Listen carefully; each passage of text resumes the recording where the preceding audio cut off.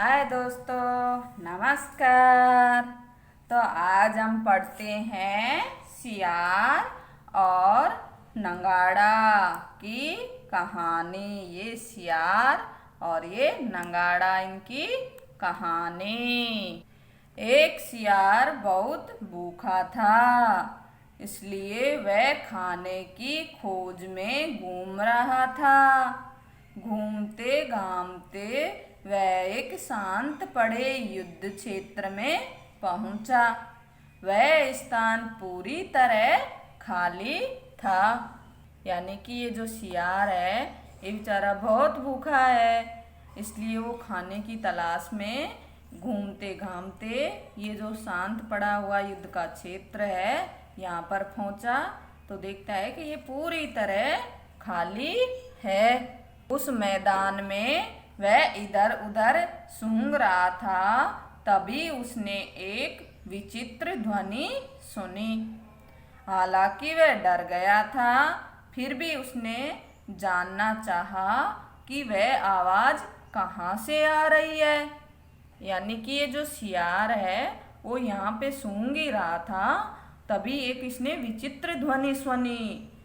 वह डर गया एकदम से और वो जानना चाहता था कि ये ध्वनि है आ कहाँ से रही है।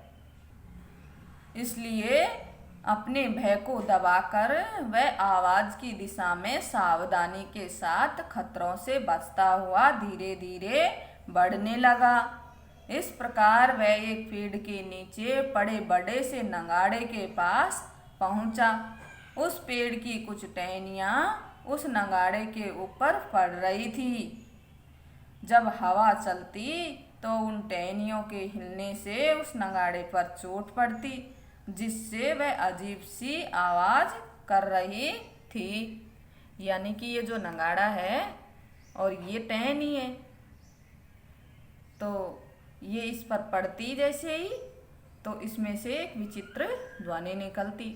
तो ध्वनि को सुनकर सियार यहाँ पे आ गया और वो देखता है कि ये जो हवा से ये टहनी हिल रही है और इस नगाड़े पर पड़ रही है, इसलिए ये विचित्र ध्वनि आ रही है।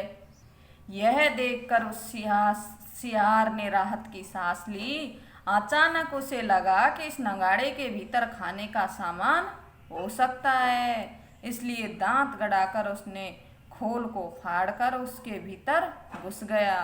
किंतु उसे खाली देखकर वह बहुत दुखी हुआ।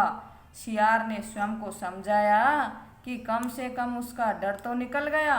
फिर वह अपनी खोज में आगे बढ़ गया।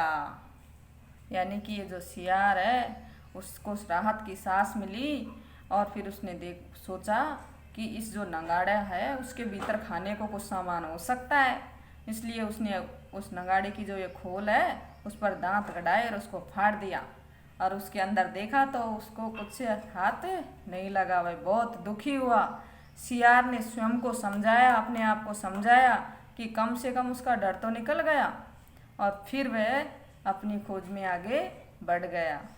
तो ये थी सियार और नगाड़े की कहानी। तो दोस्तों, आपको अच्छी लगी तो इसको लाइक करना और चैनल को सब्सक्राइब कर देना। Okay, bye.